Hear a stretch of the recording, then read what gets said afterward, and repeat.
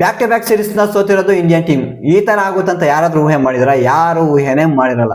ಯಾಕಂದ್ರೆ ಒಂದು ಟೈಮ್ ಅಲ್ಲಿ ಟಾಪ್ ಅಲ್ಲಿ ಬ್ಯಾಕ್ ಟು ಬ್ಯಾಕ್ ಸೀರೀಸ್ ನ ವಿನ್ ಹಾಕೊಂಡು ಟಾಪ್ ಅಲ್ಲಿ ಇದ್ರು. ಇವಾಗ ಯಾವ ತರ ಆಗಿದೆ ಅಂದ್ರೆ ಸಡನ್ ಆಗಿ down fall. Back to back series ನ ಸೋಲ್ತಾ ಇರೋದು. ಸೋತು ಸೋತು ಸೋತು ಇಂಡಿಯನ್ ಕ್ರಿಕೆಟ್ ರೆಪ್ಯುಟೇಷನ್ ನ ಹಾಳು ಮಾಡ್ಬಿಟ್ಟಿರೋದು. ಹೌದು, ಇಂಡಿಯನ್ ಕ್ರಿಕೆಟ್ ಗೆ ಮರ್ಯಾದನೆ ಇಲ್ದಂಗ್ ಮಾಡ್ಬಿಟ್ಟಿದ್ದಾರೆ.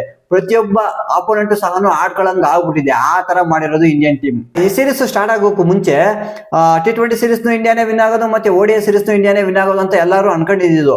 ಬಟ್ ಅದ್ ನೋಡಿದ್ರೆ ಉಲ್ಟಾ ಹೊಡೆದಿರೋದು. ಏನ್ ಪರ್ಫಾರ್ಮೆನ್ಸ್ ಕೊಟ್ರು ಇಂಡಿಯನ್ ಟೀಮ್? ಏನಿಲ್ಲ, ಬಿಗ್ ಝೀರೋ. ಒಂದು 3 to 4 ಪ್ಲೇಯರ್ಸ್ ಬಿಟ್ರೆ ಇನ್ ಎಲ್ಲಾ ಪ್ಲೇಯರ್ಸ್ ವೇಸ್ಟ್ ಅಂತಾನೆ ಹೇಳ್ಬೋದು. ಒಂಥರ ಹೋಗ್ಬಿಟ್ಟು ಸುಮ್ನೆ ಟ್ರಾವೆಲ್ ಮಾಡ್ಬಿಟ್ಟು ಮ್ಯಾಚಸ್ ನ ಸೋತ್ಬಿಟ್ಟು ಅಜೀಬ್ ಮಾಡ್ಸ್ಕೊಂಡ್ ಬಂದ್ರ ಅಷ್ಟೇ. ಬಿಟ್ರೆ ಇನ್ನೇನಿಲ್ಲ. ಈ ODI ಸೀರೀಸ್ ಅಲ್ಲಿ ಆದ್ರೂ ಬೆಟರ್ ಅಂತ ಹೇಳ್ಬೋದು. ಯಾಕಂದ್ರೆ ಇಂಡಿಯನ್ ಟೀಮ್ ಒಂದು ಮ್ಯಾಚ್ ವಿನ್ ಆಯ್ತು, ಇನ್ನೊಂದು ಮ್ಯಾಚ್ ಫೈಟ್ ಆದ್ರೂ ಕೊಟ್ರು ಈ ಮ್ಯಾಚ್. ಬಟ್ T20s ಅಂತ ಬಂದಾಗ ಒಂದು ಮ್ಯಾಚ್ ಫೈಟ್ ಕೊಟ್ಟಿಲ್ಲ, ಒಂದು ಮ್ಯಾಚ್ ವಿನ್ ಆಗಿಲ್ಲ. ಎಲ್ಲಾ ಮ್ಯಾಚಸ್ ಒನ್ ಸೈಡೆಡ್ ಮಾಡಿದ್ದು ಇಂಗ್ಲೆಂಡ್ ನೋಡಿ. T20 ಡಾಮಿನೇಷನ್ ಮಾಡಿದ್ರು, ODI ಅಂತ ಬಂದಾಗ್ಲೂ domination, complete total domination England. ನಾವು ಟೀಮ್ ಇಂಡಿಯಾದಂತೂ ಏನಿಲ್ಲ, ಪರ್ಫಾರ್ಮೆನ್ಸ್ ಝೀರೋ ಅಂತಾನೆ ಹೇಳ್ಬೋದು. ಈ ತರ ಸೀರೀಸ್ ಸೋಲೋಕೆ ಸ್ಟಾರ್ಟ್ ಆಗಿದ್ದು ಯಾವಾಗ ಗೊತ್ತಾ? ಗಂಭೀರ್ ಮತ್ತೆ ಗಿಲ್ಲಿ ಯಾವಾಗ ODI ಕ್ಯಾಪ್ಟನ್ಸಿ ತಗಂದ್ರು, ಅವ್ರ ಕ್ಯಾಪ್ಟನ್ಸಿ ನೋಡಿ 4 ಸೀರೀಸ್ ಆಡಿರೋದು. 4 ಸೀರೀಸ್ ಅಲ್ಲಿ ಒಂದೇ ಸೀರೀಸ್ ವಿನ್ ಆಗಿರೋದು, ಅದು ಅಫ್ಘಾನಿಸ್ತಾನ್ ವಿರುದ್ಧ 3-0 ಇಂದ ವಿನ್ ಆಗಿರೋದು. ಅದನ್ ಬಿಟ್ರೆ ಆಸ್ಟ್ರೇಲಿಯಾ ವಿರುದ್ಧ 2-1 ಇಂದ ಸೋತಿರೋದು, ಮತ್ತೆ ನ್ಯೂಜಿಲೆಂಡ್ ವಿರುದ್ಧ ಅಷ್ಟೇ 2-1 ಇಂದ ಸೋತಿರೋದು. ಇವಾಗ ಪ್ರೆಸೆಂಟ್ ಅದು ಅಷ್ಟೇ 2-1 ಇಂದ ಸೋತಿರೋದು. ಅದೇ ನೋಡಿ 4 ಸೀರೀಸ್ ಅಲ್ಲಿ 3 ಸೀರೀಸ್ ನ ಸೋತಿರೋದು, 1 ಸೀರೀಸ್ ನ ವಿನ್ ಆಗಿರೋದು ಅಷ್ಟೇ ಶುಭ್ಮನ್ ಗಿಲ್ ಕ್ಯಾಪ್ಟನ್ಸಿಲಿ. ಮತ್ತೆ T20 ಅಂತ ಬಂದಾಗ ಹೆಡ್ ಕೋಚ್ ಗೌತಮ್ ಗಂಭೀರ್ ಮತ್ತೆ ಕ್ಯಾಪ್ಟನ್ ಶ್ರೇಯಸ್ ಅಯ್ಯರ್ ಯಾವಾಗ ಕ್ಯಾಪ್ಟನ್ಸಿನ ತಗೊಂಡ್ರು ಶ್ರೇಯಸ್ ಅಯ್ಯರ್, ಆ ಮೊದಲನೇ ಸೀರೀಸ್ ನೇ ಸೋತಿರೋದು T20s ಅಂತ ಬಂದಾಗ. ಪ್ರತಿಯೊಂದು ಮ್ಯಾಚ್ ಒಂಥರ ಡಾಮಿನೇಟ್ ಮಾಡಿಸ್ಕೊಂಡು ಸೋತಿರೋದು ಮಗ ಶ್ರೇಯಸ್ ಅಯ್ಯರ್ ಕ್ಯಾಪ್ಟನ್ಸಿಲಿ. ಆದ್ರಿಂದ ಇಲ್ಲಿ ಏನಾದ್ರು ಕ್ಯಾಪ್ಟನ್ಸಿನ ಚೇಂಜ್ ಮಾಡ್ತಾರಾ, ಇಲ್ಲ ಅಂದ್ರೆ ಏನಾದ್ರು ಕೋಚ್ ನೇ ಚೇಂಜ್ ಮಾಡ್ತಾರಾ, ಇಲ್ಲ ಇದೇ ಕ್ಯಾಪ್ಟನ್ ಮತ್ತೆ ಇದೇ ಕೋಚ್ ನ ಮುಂದುವರಿಸ್ತಾರ ಅಂತ ನೋಡೋಣ. ಇಂಡಿಯಾ ಇಂಗ್ಲೆಂಡ್ ವಿರುದ್ಧ ಮೊದಲನೇ ODI ಮ್ಯಾಚ್ ನ ವಿನ್ ಆಗ್ತಾರೆ, 2ನೇ ODI ಮ್ಯಾಚ್ ನ ಸೋಲ್ತಾರೆ. 3ನೇ ODI ಮ್ಯಾಚ್ ಅಂತ ನೋಡಿದಾಗ ಲಿಟ್ರಲಿ 387 ರನ್ಸ್ ನ ಸ್ಕೋರ್ ಮಾಡೋದು. 388 ಆಗಿ ಟಾರ್ಗೆಟ್ ನ ಕೊಡ್ತಾರೆ. ಈ ಟಾರ್ಗೆಟ್ ನ ನೋಡ್ತಾ ಇದ್ದಂಗೆ ಇಂಡಿಯನ್ ಪ್ಲೇಯರ್ಸ್ ಗೆ ಅಲ್ಲೇ ಲೋ ಕಾನ್ಫಿಡೆನ್ಸ್ ಅನ್ನೋದು ಬಂದ್ಬಿಟ್ಟಿರುತ್ತೆ. ಅವ್ರಿಗೆ ಗೊತ್ತಾಗ್ಬಿಟ್ಟಿರುತ್ತೆ ಹೇಳ್ಬೇಕಂದ್ರೆ, ಓ ಇದೆಲ್ಲ ಆಗೋ ಕೆಲಸ ಎಲ್ಲ ಚೇಂಜ್ ಮಾಡಕ್ ಆಗಲ್ಲ ಅಂತ ಅವ್ರಿಗೆ ಗೊತ್ತಾಗ್ಬಿಟ್ಟಿರುತ್ತೆ. ಬಟ್ ಆದ್ರೂ ಬಿಟ್ಕೊಟ್ಟಿಲ್ಲ ಮಗ. ಹತ್ರಕ್ ಬಂದೇ ಸೋತಿರೋದು. ಏನು ಯೂಸ್ ಮಾರ್ಜಿನ್ ಇಂದ ಏನು ಸೋತಿಲ್ಲ, ಜಸ್ಟ್ 27 ರನ್ಸ್ ಇಂದ ಸೋತಿರೋದು. 27 ರನ್ಸ್ ಯೂಸ್ ಮಾರ್ಜಿನ್ ಅಂತ ಕೇಳ್ಬೋದು ನೀವು. ಬಟ್ ಯಾಕಂದ್ರೆ ಇದು ಯೂಸ್ ಮಾರ್ಜಿನ್ ಆಗಲ್ಲ. ಇವ್ರು ಟಾರ್ಗೆಟ್ ಕೊಟ್ಟಿರೋದೇ ಜಾಸ್ತಿ. ಆ ಟಾರ್ಗೆಟ್ ಹತ್ರ ಹೋಗಿ 27 ಮಾರ್ಜಿನ್ ಇಂದ ಸೋತಿರೋದು ಅಷ್ಟೇ ಅಲ್ವಾ. ಆದ್ರಿಂದ ಹತ್ರಕ್ಕೆ ಹೋಗೇನೆ ಸೋತಿದ್ದಾರೆ. ಫೈಟ್ ಕೂಡ ಕೊಟ್ಟಿದ್ದಾರೆ, ಯಾವುದೇ ಇದ್ರಲ್ಲೂ ಬಿಟ್ಟಿಲ್ಲ. ಸಮ್ ಪಾಯಿಂಟ್ ಟೈಮ್ ಅಲ್ಲಿ ಇಂಡಿಯನ್ ಟೀಮೇ ವಿನ್ ಆಗುತ್ತಾ ಅಂತ ಅನ್ಕೊಂಡಿದ್ದು. ಹೌದು, ಆ ತರ ಪಾರ್ಟ್ನರ್ಶಿಪ್ ಬಂದಿದ್ದು ಗಿಲ್ಲು ಮತ್ತೆ ರೋಹಿತ್ ಶರ್ಮಾ. ಅದಾದ್ಮೇಲೆ ವಿರಾಟ್ ಕೊಹ್ಲಿನೂ ಅಷ್ಟೇ. ವಿರಾಟ್ ಕೊಹ್ಲಿನೂ ಸಖತ್ತಾಗಿ ಆಡ್ತಾರೆ ನೋಡಿ. ಈ ಮ್ಯಾಚ್ ಅಲ್ಲಿ ವಿರಾಟ್ ಕೊಹ್ಲಿ, ಗಿಲ್ಲು, ರೋಹಿತ್ ಶರ್ಮಾ ಆ ಮೂವರಿಂದ ಕಾಂಟ್ರಿಬ್ಯೂಷನ್ ಬಂದಿರೋದು ಬ್ಯಾಟಿಂಗ್ ಅಲ್ಲಿ. ಅವ್ರ ಮೂವರು ಬಿಟ್ರೆ ಬೇರೆ ಯಾರ ಕಡೆಯಿಂದ ಕಾಂಟ್ರಿಬ್ಯೂಷನ್ ಬಂದಿಲ್ಲ. ಅಲ್ಲೇನಾದ್ರೂ ಬೇರೆ ಲೋಯರ್ ಅಲ್ಲಿ ಇಶಾನ್ ಕಿಶನ್ ಮತ್ತೆ KL ರಾಹುಲ್, ಅಕ್ಷರ್ ಪಟೇಲ್, ಶ್ರೇಯಸ್ ಅಯ್ಯರ್ ಈ 4 ಪ್ಲೇಯರ್ಸ್ ಅಲ್ಲಿ ಯಾರಾದ್ರೂ ಒಬ್ರು ಬ್ಯಾಟ್ ಇಂದ 50 ರನ್ಸ್ ಏನಾದ್ರು ಬಂದಿದ್ರೆ ಆರಾಮಾಗಿ ಚೇಂಜ್ ಮಾಡ್ಬೋದಾಗಿತ್ತು. ಬಟ್ ಇಂಡಿಯನ್ ಟೀಮ್ ಕೈಲಿ ಚೇಂಜ್ ಮಾಡಕ್ ಆಗಲ್ಲ. ಲಾಸ್ಟ್ ಅಲ್ಲಿ ವಿಕೆಟ್ಸ್ ನ ಕಳ್ಕೊಬಿಡ್ತಾರೆ. ಬಟ್ ರೋಹಿತ್ ಶರ್ಮಾ ಬ್ಯಾಟಿಂಗ್ ನ ಮೆಚ್ಕೊಳ್ಳೇಬೇಕು ಮಗ. ಲಾಸ್ಟ್ ಸ್ಟೇಡಿಯಂ ಅಲ್ಲಿ ಮೊದಲನೇ ಪ್ಲೇಯರ್ ಆಗ್ತಾರೆ ಸೆಂಚುರಿನ ಸ್ಕೋರ್ ಮಾಡೋಕೆ. ಹೌದು, ಇದಕ್ಕೂ ಮುಂಚೆ ಇಂಡಿಯನ್ ಪ್ಲೇಯರ್ಸ್ ಯಾರು ಅಷ್ಟೇ ಲಾಸ್ಟ್ ಸ್ಟೇಡಿಯಂ ಅಲ್ಲಿ ಸೆಂಚುರಿನ ಸ್ಕೋರ್ ಮಾಡಿಲ್ಲ ODIs ಅಂತ ಬಂದಾಗ. ಆ ದಾಖಲೆನ ಬರೆದಿದ್ದು ರೋಹಿತ್ ಶರ್ಮಾ. ಬಟ್ ಆದ್ರೂ ಇದೇನಾದ್ರೂ ಮ್ಯಾಚ್ ವಿನ್ ಆಗಿದ್ರೆ ಒಂಥರ ರೆಕಗ್ನೈಸ್ ಅನ್ನೋದು ಜಾಸ್ತಿ ಸಿಗ್ತಾ ಇತ್ತು. ಬಟ್ ಇವ್ರು ಇಷ್ಟು ಸ್ಕೋರ್ ಮಾಡಿದ್ಮೇಲೆ ಮ್ಯಾಚ್ ಸೋತಿದಾರಲ್ವಾ, ಆದ್ರಿಂದ ಅಷ್ಟೊಂದು ರೆಕಗ್ನೈಸ್ ಅನ್ನೋದು ಸಿಗಲ್ಲ. ಆದ್ರಿಂದ ಒಂಥರ ನೋಡಿ ಅವ್ರು ಶತಕ ಮಾಡಿನೂ ಒಂಥರ ವೇಸ್ಟ್ ಆಯ್ತು ಅಂತ ಹೇಳ್ಬೋದು. ಇಂಗ್ಲೆಂಡ್ ಅವ್ರ ಬ್ಯಾಟಿಂಗ್ ನ ಮೆಚ್ಕೊಳ್ಳೇಬೇಕು ಮಗ. ಅವ್ರು ಟಾಸ್ ವಿನ್ ಆಗಿದ್ದು ಅವ್ರ ಬ್ಯಾಟಿಂಗ್ ತಗೊಂಡು. ನಾನು ಪ್ರಿವ್ಯೂ ವಿಡಿಯೋದಲ್ಲಿ ಹೇಳಿದ್ದೆ, ಯಾರಾದ್ರೂ ಟಾಸ್ ವಿನ್ ಆದ್ರೆ ಬ್ಯಾಟಿಂಗ್ ಆಯ್ಕೆ ಮಾಡ್ಕೋತಾರೆ ಅಂತ. ಅದೇ ರೀತಿ ಬ್ಯಾಟಿಂಗ್ ನ ಆಯ್ಕೆ ಮಾಡ್ಕೊಂಡಿದ್ದು. ಓಪನಿಂಗ್ ಪಾರ್ಟ್ನರ್ಶಿಪ್ ನೋಡಿದ್ರೆ ಕಳ್ದೋಗ್ತಾರೆ. ನಾನು ಶಾಕ್ ಆಗ್ಬಿಟ್ಟು ಆ ರೀತಿ ಪಾರ್ಟ್ನರ್ಶಿಪ್ ಬಂದಿರೋದು ಮಗ. ಎಷ್ಟು ಗೊತ್ತಾ? 192 ರನ್ಸ್ ನ ಸ್ಕೋರ್ ಮಾಡಿರೋದು. ಇವ್ರು ಇನ್ಫ್ಯಾಕ್ಟ್ ಹೇಳ್ಬೇಕಾದ್ರೆ ಮೊದಲನೇ ವಿಕೆಟ್ ಬೆಳೆದ್ರೆ 31st ಓವರ್ ಅಲ್ಲಿ. ಅದು ಜಾಕೋಬ್ ಬೆಥೆಲ್ ಔಟ್ ಆಗೋದು ಪ್ರಸಿದ್ಧ ಕೃಷ್ಣಗೆ. ಅವ್ರೆಷ್ಟು ಸ್ಕೋರ್ ಮಾಡ್ತಾರೆ ಗೊತ್ತಾ? ಜಾಕೋಬ್ ಬೆಥೆಲ್ 91 ರನ್ಸ್ ನ ಸ್ಕೋರ್ ಮಾಡಿ ಔಟ್ ಆಗ್ಬಿಡ್ತಾರೆ. ಇನ್ನೊಂದ್ ಎಂಡಲ್ಲಿ ಬೆನ್ ಡೆಕೆಟ್ ಆಡ್ತಾ ಇರ್ತಾರೆ, ಅಗ್ರೆಸಿವ್ ಆಡ್ತಾ ಇರ್ತಾರೆ. ಮತ್ತೆ ಜೋ ರೂಟ್ ಕೂಡ ಅವ್ರ ಜೊತೆ ಜಾಯ್ನ್ ಆಗ್ತಾರೆ.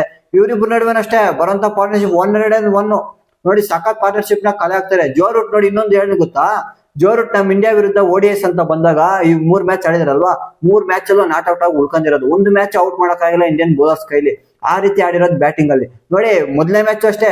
ಇವಾಗ ಫಸ್ಟ್ ಬ್ಯಾಟಿಂಗ್ ಆಡ್ತಾನೋ ಅವ್ರು ನಾಟ್ ಔಟ್ ಆಗಿ ಉಳ್ಕೊಂಡ್ರು. ಮತ್ತೆ 2ನೇ ಮ್ಯಾಚ್ ಅಲ್ಲಿ ಚೇಸಿಂಗ್ ಮಾಡ್ತಾನೋ ನಾಟ್ ಔಟ್ ಆಗಿ ಉಳ್ಕೊಂಡ್ರು. 3ನೇ ಮ್ಯಾಚ್ ಅಲ್ಲಿ ಫಸ್ಟ್ ಬ್ಯಾಟಿಂಗ್ ಆಡ್ತಾನೆ ನಾಟ್ ಔಟ್ ಆಗಿ ಉಳ್ಕೊಂಡಿರೋದು. ಸಕಾಲಾಗಿ ಆಡಿದ್ರೆ ಮಗ ಜೋ ರೂಟ್. ಅವ್ರ ವಿಕೆಟ್ ತೆಗಿಯಕ್ ಆಗಿಲ್ಲ ಅಂದ್ರೆ ಯೋಚನೆ ಮಾಡಿ ಯಾವ ತರ ಆಡಿದ್ರು ಅಂತ. ಬೆನ್ ಡೆಕೆಟ್ ಇನ್ನಿಂಗ್ಸ್ ಮೆಚ್ಕೊಳ್ಳೇಬೇಕು. ಸಕಾಲಾಗಿ ಆಡ್ತಾರೆ. 141 ರನ್ಸ್ ನ ಸ್ಕೋರ್ ಮಾಡ್ತಾರೆ 135 ಬಾಲ್ಸ್ ಅಲ್ಲಿ. ಮತ್ತೆ ಲಾಸ್ಟ್ ಅಲ್ಲಿ ಜಾಸ್ ಬಟ್ಲರ್ ರೂಟ್ ಯಾವ ತರ ಆಡ್ತಾರೆ ಗೊತ್ತಾ? ಲಾಸ್ಟ್ 5 ಅವರ್ಸ್ ಇರುತ್ತೆ. ಲಾಸ್ಟ್ 5 ಅವರ್ಸ್ ಅಲ್ಲಿ ಎಷ್ಟು ರನ್ಸ್ ನ ಸ್ಕೋರ್ ಮಾಡಿರ್ತಾರೆ ಹೇಳಿ? 82 ರನ್ಸ್ ನ ಸ್ಕೋರ್ ಮಾಡಿರೋದು. T20 ಸ್ಕೋರ್ ಮಾಡಕ್ ಕಷ್ಟ. ಅಂತ ನೋಡಿ ಲಾಸ್ಟ್ ಅಲ್ಲಿ ಬಟ್ಲರ್ ಹಗ್ಗ ಮುಗ್ಗ ಇರ್ತಾರ ಮಗ 13 ಬಾಲ್ಸ್ ಅಲ್ಲಿ 41 ರನ್ಸ್ ನ ಸ್ಕೋರ್ ಮಾಡೋದು ಲಾಸ್ಟ್ ಅಲ್ಲಿ ಬಂದ್ಬಿಟ್ಟು. ಅವ್ರ ಜೊತೆ ಸಾಲಿದ್ದಕ್ಕೆ ಜೋರೂಟು ಅಗ್ರೆಸಿವ್ ಆಗಿ ಆಡ್ಬಿಡ್ತಾರೆ. ಇವರು 74 ರನ್ಸ್ ನ ಸ್ಕೋರ್ ಮಾಡ್ತಾರೆ, 48 ಬಾಲ್ಸ್ ಅಲ್ಲಿ ನಾಟ್ ಔಟ್ ಆಗಿ ಉಳ್ಕೋತಾರೆ. ಇವರು ಸ್ಕೋರ್ ಮಾಡೋದು 388 ಟಾರ್ಗೆಟ್ ಆಗಿ ಕೊಡ್ತಾರೆ. ಇಂಡಿಯನ್ ಟೀಮ್ ಬ್ಯಾಟಿಂಗ್ ಆಡಕ್ ಬರ್ತಾರೆ. ರೋಹಿತ್ ಶರ್ಮಾ ಗಿಲ್ ಅವ್ರ ಕಡೆಯಿಂದ ಒಳ್ಳೆ ಪಾರ್ಟ್ನರ್ಶಿಪ್ ಬರುತ್ತೆ ಮಗ. ಅವ್ರ ಕಡೆನೂ ಅಷ್ಟೇ, ನಮ್ ಇಂಡಿಯಾ ಕಡೆನೂ ಅಷ್ಟೇ ಓಪನಿಂಗ್ ಪಾರ್ಟ್ನರ್ಶಿಪ್ ಸಗದಾಗ ಬರುತ್ತೆ. ಇವ್ರಿಬ್ಬರು ನಡುವೆ ಬರೋಂತ ಪಾರ್ಟ್ನರ್ಶಿಪ್ ಎಷ್ಟು ಗೊತ್ತಾ, 147 ಸಗದಾಗನೇ ಆಡ್ತಾರೆ. ಆ ಟೈಮ್ ಅಲ್ಲಿ ಇಂಡಿಯಾ ವಿನ್ ಆಗೋ ಚಾನ್ಸಸ್ ಜಾಸ್ತಿನೇ ಇರುತ್ತೆ. ಬಟ್ ಅದಾದ್ಮೇಲೆ ಗಿಲ್ ಔಟ್ ಆಗ್ಬಿಡ್ತಾರೆ 77 ರನ್ಸ್ ಸ್ಕೋರ್ ಮಾಡಿ ಆದಿಲ್ ರಶೀದ್ಗೆ. ಮತ್ತೆ ವಿರಾಟ್ ಕೊಹ್ಲಿ ಜಾಯ್ನ್ ಆಗ್ತಾರೆ. ವಿರಾಟ್ ಕೊಹ್ಲಿ, ರೋಹಿತ್ ಶರ್ಮಾ ಇವರು ಸಕದಾಗನೇ ಆಡ್ತಾ ಇರ್ತಾರೆ. ರೋಹಿತ್ ಶರ್ಮಾ ಬ್ಯಾಟಿಂಗ್ ಒಳ್ಳೆ ರನ್ಸ್ ಬರುತ್ತೆ, 138 ರನ್ಸ್ ನ ಸ್ಕೋರ್ ಮಾಡ್ತಾರೆ, 110 ಬಾಲ್ಸ್ ಅಲ್ಲಿ ಸಗದಾಗ ಆಡ್ತಾರೆ. ಮತ್ತೆ ವಿರಾಟ್ ಕೊಹ್ಲಿ ಅವ್ರು 74 ರನ್ಸ್ ನ ಸ್ಕೋರ್ ಮಾಡ್ತಾರೆ 60 ಬಾಲ್ಸ್ ಅಲ್ಲಿ. ಇವ್ರು ನೋಡಿ ಮೂವರೇ ಕಾಂಟ್ರಿಬ್ಯೂಷನ್ ಮಾಡಿರೋದು ಇಂಡಿಯನ್ ಟೀಮ್ ಕಡೆ. ಆ ಮೂವರನ್ನ ಬಿಟ್ಟು ಅವ್ರು ನೋಡಿ ಆ ಮೂವರಿದ್ದಾಗ ರನ್ಸ್ ಸ್ಕೋರ್ ಕಲೆ ಆಗ್ತಾ ಇದ್ರು. ಅವ್ರು ಯಾವಾಗ ವಿಕೆಟ್ಸ್ ನ ಕಳ್ಕೊಂಡ್ರು ಅದಾದ್ಮೇಲೆ ನೆಕ್ಸ್ಟ್ ಬಂದ್ರಲ್ವಾ ಪ್ರತಿಯೊಬ್ರು wickets back to back wickets ಹಿಂದಿಂದನೇ ವಿಕೆಟ್ಸ್ ಕಳ್ಕೊಂಡು ಹೋಗ್ಬಿಟ್ರು. ಯಾರ ಕಡೆಯಿಂದ ಪರ್ಫಾರ್ಮೆನ್ಸ್ ಬಂದಿಲ್ಲ. ಇಶಾನ್ ಕಿಶನ್ ಇಲ್ಲ, ಶ್ರೇಯಸ್ ಅಯ್ಯರ್, KL ರಾಹುಲ್, ಅಕ್ಷರ್ ಪಟೇಲ್ ಯಾರಿಂದನೂ ಕಾಂಟ್ರಿಬ್ಯೂಷನ್ ಬಂದಿಲ್ಲ.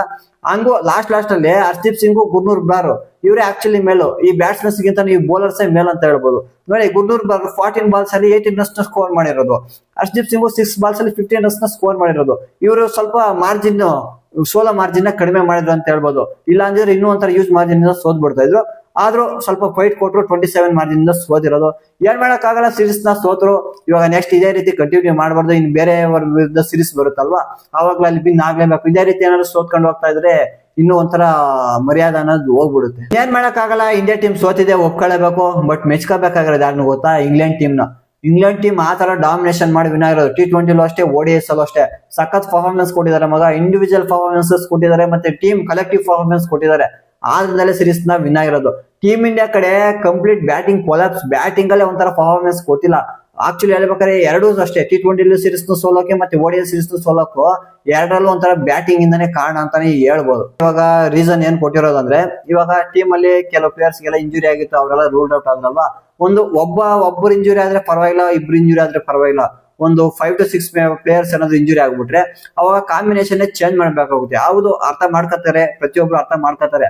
ಅವಾಗ ಏನಾದ್ರು ನೋಡೋಣ, ಈ ಸೀರೀಸ್ ಅಂತೂ ಸೋತಿದ್ದಾಯ್ತಲ್ವಾ, ಇನ್ನು ಬರೋಂತ ಸೀರೀಸ್ ನಾದ್ರೂ ವಿನ್ ಆಗ್ಲಿ. ಇನ್ನೊಂದು ಬೇಜಾರು ಏನ್ ಗೊತ್ತಾ, ವಿರಾಟ್ ಕೊಹ್ಲಿ ಮತ್ತೆ ರೋಹಿತ್ ಶರ್ಮಾದು ಲಾಸ್ಟ್ ಟೂರ್ ಆಗಿರೋದು ಇಂಗ್ಲೆಂಡ್ಗೆ. ಇನ್ನು ಮುಂದೆ ನಾವು ಇಂಗ್ಲೆಂಡ್ ಅಲ್ಲಿ ಅವ್ರನ್ನ ನೋಡ್ಬೇಕಂದ್ರೆ ಅವ್ರು ಕಾಣಿಸ್ಕೊಳ್ಳಲ್ಲ. ಹೌದು, ವರ್ಲ್ಡ್ ಕಪ್ ಆಡ್ತಾರೆ, ವರ್ಲ್ಡ್ ಕಪ್ ಆಡೋದು ಬಂದು ಸೋತಾಪಿಕದಲ್ವಾ, ಆದ್ರಿಂದ ಇಂಗ್ಲೆಂಡ್ ಅಲ್ಲಿ ಇನ್ನು ಅವ್ರಿಗೆ ಕಾಣಿಸ್ಕೊಳ್ಳಲ್ಲ. ವಿರಾಟ್ ಕೊಹ್ಲಿ ಹೇಳ್ಬೋದೇ, ವಿರಾಟ್ ಕೊಹ್ಲಿ ಇರೋದೇ ಇಂಗ್ಲೆಂಡ್ ಅಲ್ಲಿ ಅಂತ. ಬಟ್ ಅವ್ರು ಇರೋದು ಇಂಗ್ಲೆಂಡ್ ಅಲ್ಲೇ, ಬಟ್ ಕ್ರಿಕೆಟ್ ವೈಸ್ ಅಂತ ನೋಡಿದಾಗ ಅವ್ರು ಇನ್ನೂ ಕ್ರಿಕೆಟ್ ನ ಇಂಗ್ಲೆಂಡ್ ಅಲ್ಲಿ ಆಡಲ್ಲ. ಇದು ಸ್ವಲ್ಪ ಬೇಜಾರ್ ಅಂತಾನೆ ಹೇಳ್ಬೋದು. ಇದು ಇವತ್ತಿನ ಮ್ಯಾಚ್ ರಿವ್ಯೂ ಆಗಿತ್ತು. ವಿಡಿಯೋ ಇಷ್ಟ ಆಗಿದೆ ಅನ್ಕೊಂತೀನಿ. ವಿಡಿಯೋ ಇಷ್ಟ ಆಗಿದೆ ಲೈಕ್ ಮಾಡಿ, ಶೇರ್ ಮಾಡಿ, ಸಬ್ಸ್ಕ್ರೈಬ್ ಮಾಡ್ಕೊಳ್ಳಿ ಅಂತ ಹೇಳ್ತಾ, ಮತ್ತೆ ನಿಮ್ಮ ಅನಿಸಿಕೆ, ಇವಾಗ ಇಂಡಿಯಾ ಟೀಮ್ ಸೀರೀಸ್ ಸೋಲಕ್ಕೆ ಇಲ್ಲ ಕೋಚ್ ಕಾರಣನ, ಇಲ್ಲ ಕ್ಯಾಪ್ಟನ್ಸಿ ಕಾರಣನ, ಇಲ್ಲ ಇಂಡಿಯನ್ ಪ್ಲೇಯರ್ಸ್ ಇಂಡಿವಿಜುವಲ್ ಪ್ಲೇಯರ್ಸ್ ಕಾರಣ ಅಂತ ಕಮೆಂಟ್ ಸೆಕ್ಷನ್ ಅಲ್ಲಿ ತಿಳಿಸಿ ಅಂತ ಹೇಳ್ತಾ, ಮತ್ತೆ ಸಿಗೋಣ ಮುಂದೆ ವಿಡಿಯೋದಲ್ಲಿ. ತನಕ ಇವಾಗ ಅಷ್ಟೇ, ಕೇರ್, ಬಾಯ್.